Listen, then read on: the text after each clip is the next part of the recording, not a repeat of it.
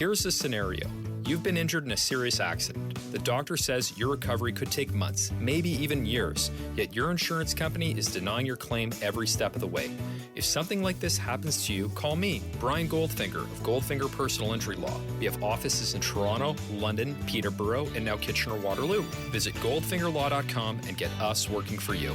Get Goldfinger today. You know what I want?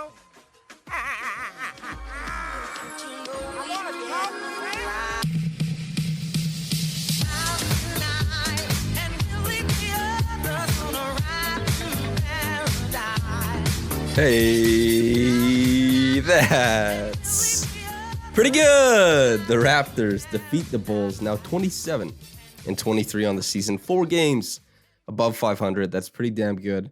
I like that a lot. And they win in overtime, 127-120. And another good team that they beat. The Heat twice. The Hawks, albeit, without Trae Young, maybe not such a good team, but this looked kind of like a murderer's row week. People have talked about it in coverage. You have 2 back-to-backs. The second one coming tomorrow night, obviously, again, versus the Hawks, by the way. But so far in this 4 games in 5 days week from hell, the Raptors are 3-0. Pretty damn good.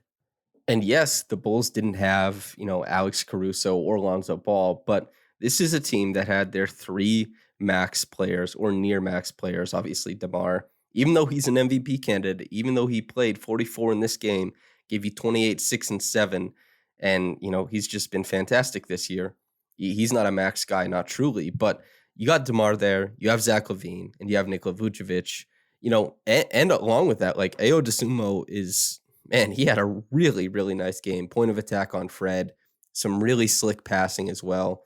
And then Javonte Green has given Pascal fits, I think, a little bit, and really made Pascal pay for some lackadaisical defense, especially off the start of the game. This was Pascal, I think, had kind of cleaned everything up by the end of the game, but the start of this game, I think in the first half, there were 3 back cuts that led to 2 free throws and, well, a trip to the line and 2 baskets that I would say, even though there was a lot of miscommunication in the Raptors back line over the course of this game, I would pretty confidently say that those were on Pascal and probably could have been sniffed out if he had just been a little bit more attentive defensively. But the young guys who are trying to make it in the league, like Green, he's cutting hard. If he sees space, he's sprinting towards it, and he made good on it. But yeah, he was also a little nice addition for the Bulls in this game, 3 steals as well. But the Raptors led largely by the starting 5 plus Boucher. And when I say that, I mean, like, Gary Trent Jr. had a down shooting night,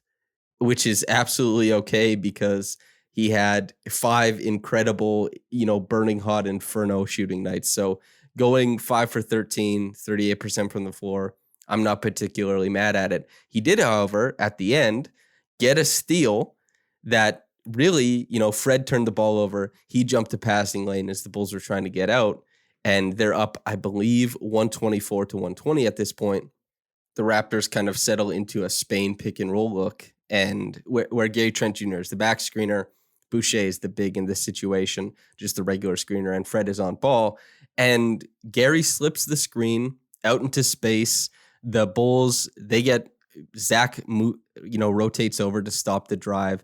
Ayo Dosunmu recovers back to Boucher, and Vooch is just playing strictly drop coverage at this point. So what happened was Gary Trent floated into wide open space.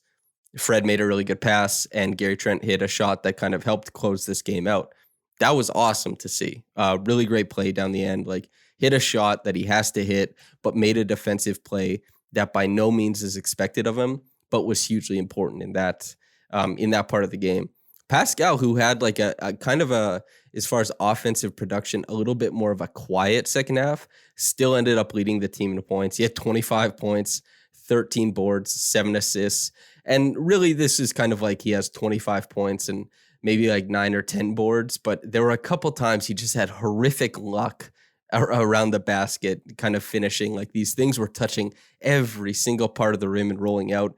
The Bulls are ganging up on him in there, but he thinks he has a shot at it. He's trying to put it up, and it was heavy. It was heavily contested area. down the stretch. And the Raptors, especially guys like OG, Gary Trent, and Fred, excellent adjustments as three-point shooters to make the Bulls pay for kind of sitting in the paint to really focus on Pascal. That was their adjustment. They were more paint-oriented defensively, and especially as help side and dig downs on Pascal than they were in the first half, because Pascal tore them to shreds in the first half. He had like 15 points, like 6 assists. He was tremendous. And then the second half, just with shots not falling, there was a little bit less responsibility as well. And they went to OG post-ups a lot more. If you go to raptorsrepublic.com, you can see a great article written by Aiden Moss that talks about how the Raptors have been working through the post a little bit more often and lately. And, that's one of the classic tenets of this roster building is that you look at the guys they play. And this was clear the last time they played the Bulls, by the way. They went to OG in the post a lot because they thought that was a place they could take advantage of. They went to that late in the game and quite a bit more in the second half. And when you have guys, a team that's jumbo in the middle, it gives you unique opportunities to cross-match with other teams and hunt mismatches and stuff like that. So defensively, the Raptors are capable of cross-matching without giving up a mismatch. But offensively, typically that's available for them to take advantage of. Pascal really doing it in the first half and then kind of piecemeal by the team. OG, Fred, Gary Trent Jr., Scotty Barnes, all putting in a little bit of work themselves, especially in the second half. And OG, I thought was awesome. I mean, the 2 threes in overtime were so fantastic. Like the step back on DeMar where he gave him that Jason Tatum, that forearm shiver, which is absolutely an offensive foul. You go to the last 2-minute report, it will be in there, but they didn't call it in the game. OG steps it back, corner triple. That's cold as ice, brother. And then gets a pass right in DeRozan's eye, another 3. And like to his credit, by the way, DeRozan was cooking the hell out of the Raptors on the other end. I think he scored like 10 out of 12 points in the last, 2 minutes of the fourth to the first, 2 or 3 minutes of overtime. He was really, really sharp himself. And so I was musing on Twitter the other day about so I was going through some of the Raptors clutch statistics and, the reflection of how they performed and how different guys were shooting and that kind of stuff. And I had said, my favorite way for them to organize an offensive possession if they need to score is either one of Fred or Pascal on ball, OG in the weak side corner, Gary Trent in the strong side to help support it if there's one pass away since he's such a good shooter. And I like Scotty in the dunker spot. And I received a little bit of pushback from people saying, why Scotty in the dunker spot? Why not put him in the corner as well? Because you're looking at a guy that, he gives more spacing. And I said, well, if he's in the dunker spot, you look at the Heat game, he was only able to get to the free throws after attacking the offensive glass to tie the game up because he was in close proximity to the basket. And, that happened again. And because Scotty doesn't provide the same type of spacing, he can stand in the corner. That doesn't mean that teams are going to respect him there. That doesn't create spacing necessarily. Oftentimes it doesn't. But anyway, they put him in the dunker spot, the tying tip. One more tip to tie the game. Scotty Barnes, hell yeah. They put him in the dunker spot. They used, it's not like, I didn't draw this up. This isn't ingenuity. I just said, this is my favorite orientation for the offense. And they did it to tie the game. So I was pretty pleased with that. And hell yeah, Scotty Barnes. You tie 2 big games by being just a menace around the rim, getting those extra possessions in, and really leaning into the ethos of the Raptors offense, which is we're going to get extra possessions. And it's going to get us some extra points, more than we would naturally get. So we're hunting those down. And they did in this game. It was awesome. Just a really, really fun game. There was a little bit of a run in the fourth quarter that was maybe concerning because Zach LaVine, I don't want to pick on Gary Trent Jr. too much for this, but OG Anunoby picking up DeMar DeRozan full court is much different than Gary Trent Jr. picking up Zach LaVine full court. The athletic disparity between Zach LaVine and Gary Trent Jr. far outpaces OG Anunoby and DeMar DeRozan. OG can legitimately help, take seconds off the clock, remove a lot of the potency of the initial action that the Bulls are running by picking DeRozan up and by not letting them get into their offense. And he won't get beat. Like, DeMar isn't just going to sprint past OG. OG will be able to keep pace, push him to a sideline, make him redirect, all that kind of stuff. Gary picks up Zach LaVine and just immediately is beat. And you're sprinting back, trying to get back into the play. The Bulls get a 2-on-1 immediately, and Vooch gets the easiest shot of his life because Pascal has to lift to contest LaVine at the rim. And it's like, why did you bother doing this? This also happened, Scotty Barnes also did this with Jimmy Butler. Why are the Raptors doing this? You have to, it's OG, it's Pascal, it's Fred, or it's nobody. Scotty and Gary, they don't have the facilities for that right now. Maybe someday with certain matchups, certain whatever, that's going to work. But in my estimation, a lot of the full court press from a singular person, when the Raptors have the press on, 3/4 court, half court, full court, whatever they're running, I find as a team, it's a lot more effective. Yes, especially in these crazy spurts in the third quarter or something. But as far as just sending one guy to pressure the ball, I don't like it. This isn't TJ McConnell, okay? The NBA's leader all time in backcourt steals, because I think they only started tracking it in 2008 or something. But, there's just very little upside to that, especially with some of the players on the roster. So I didn't like that either. They gave up some easy looks just from that. And also, it has to be added, Zach LaVine, DeMar DeRozan, and Vucevic. They're an immensely talented trio. But at the end of the day, the Raptors have been performing as a top tier elite defense in a lot of these games. And you look at, with the overtime, it makes a little bit more sense, these numbers, but Pascal plays 45 in this game, finally was available to some degree to avoid foul trouble. So Nick Nurse is smashing the minutes button on him.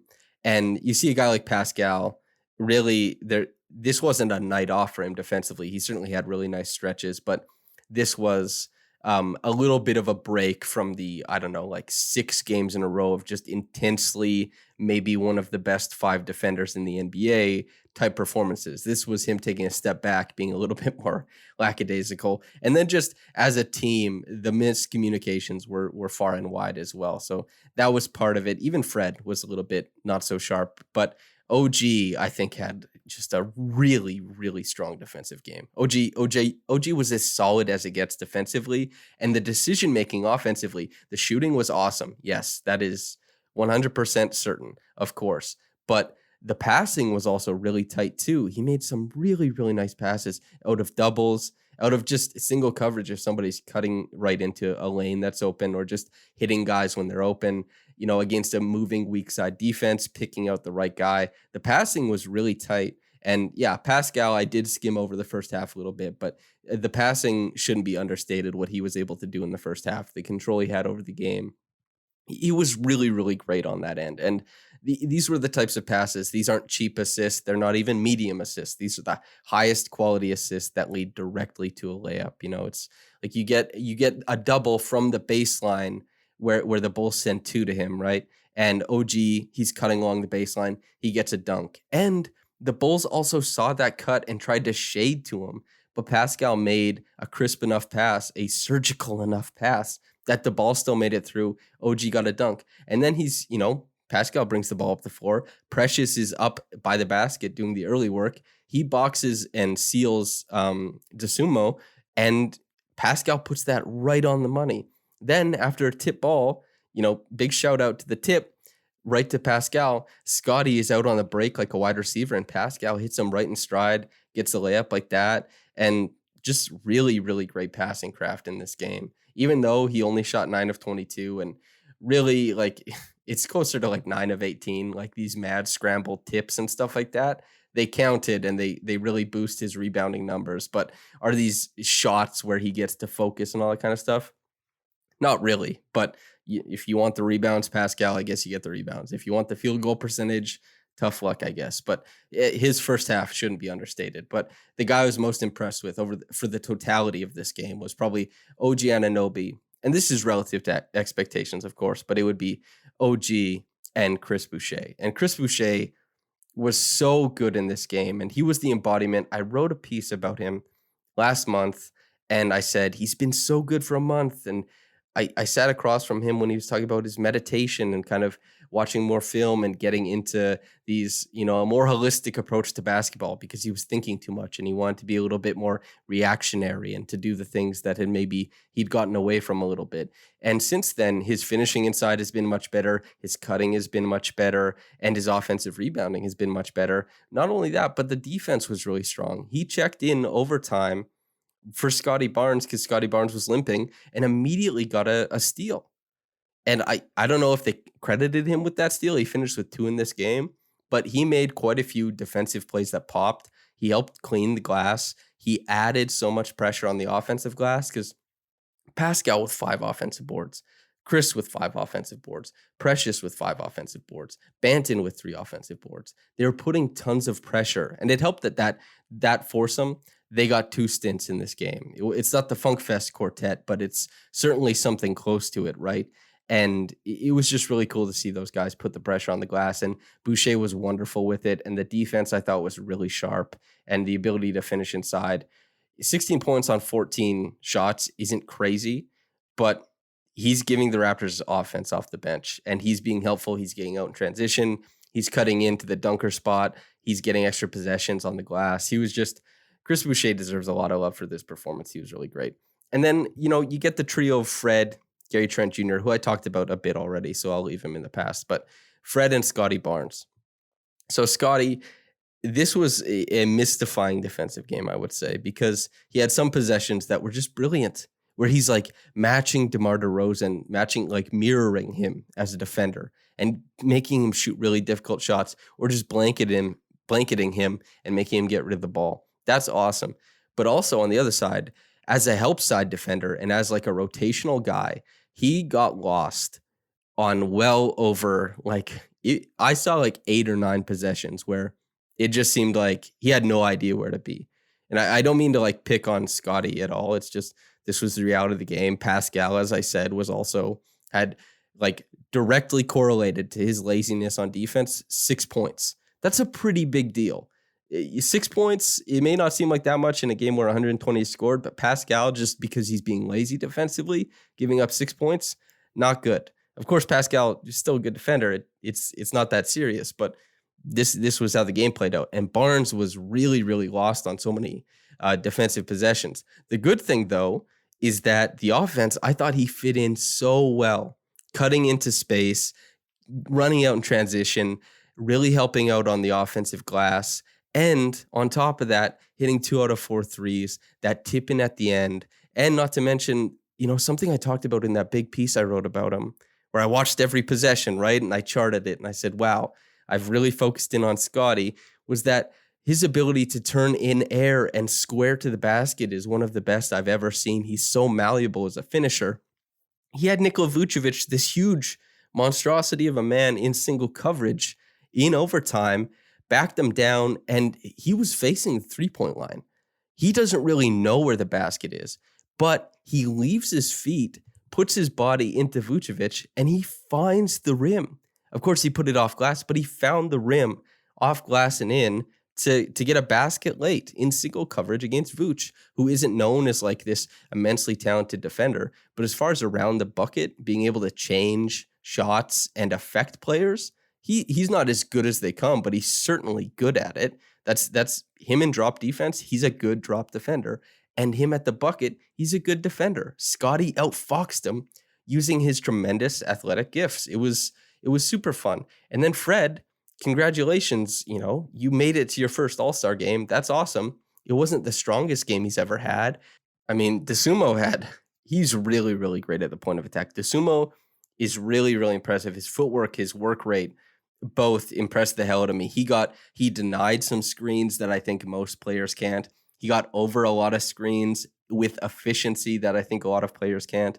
And then on top of that, he was getting back in front of Fred a lot of the time. His point of attack defense was immense in this game. And Fred, he made a lot of quality passes. He made good reads. He helped the Raptors progress through their offense, and he hit just enough shots behind the 3-point line and got to the free throw line for 6 attempts. That was meaningful. That was good. And so it wasn't a sterling performance from Fred at all, but he helped move them through the game. And his defense was at a point where you're like, okay, You can play good defense with Fred. He's going to make good rotations. He had quite a few good dig downs in this game. And yes, on a couple occasions, the Bulls would run an action where Fred ends up on Vucevic and he couldn't be scrammed out of there. And they'd immediately enter like, boom, the ball is right into Vucevic. And that was a bucket.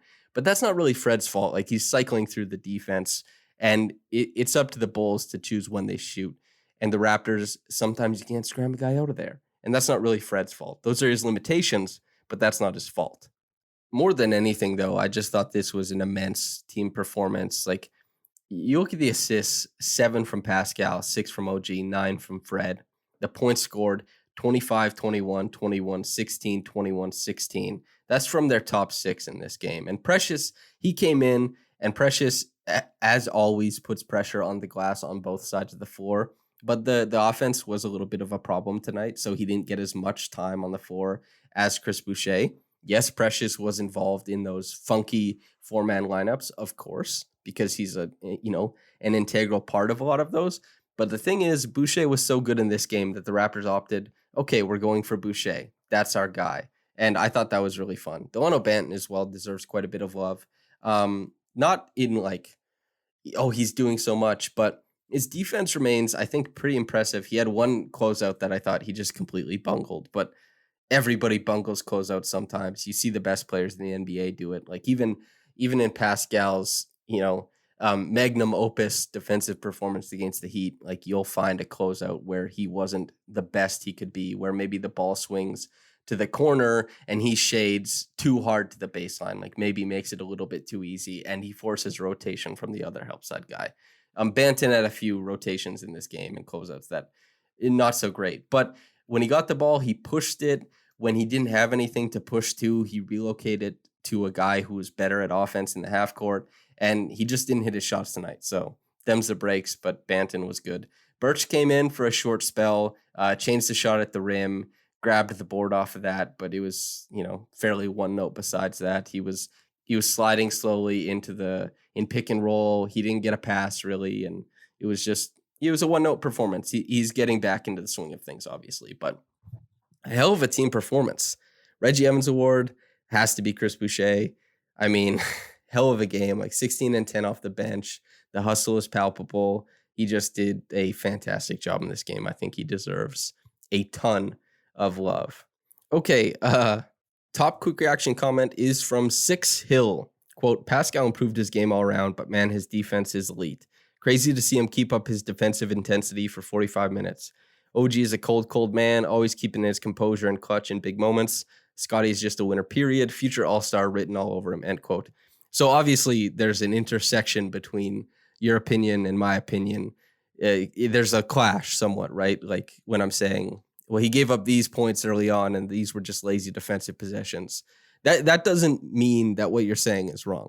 Like the defense has been so elite for such a prolonged stretch. I would say since he came back on December 28th, the moment he stepped back onto an NBA floor, he's been an all-NBA level defender, one of the 10 best in the league.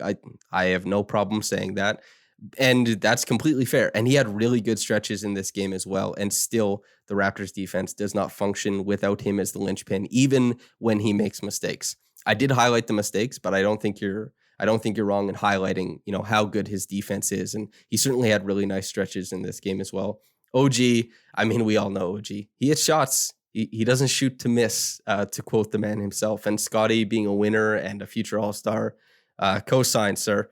I think you're absolutely on the ball as well. So, yeah, thanks for writing in, Six Hill. Listener, thanks for listening in. I hope you enjoyed it.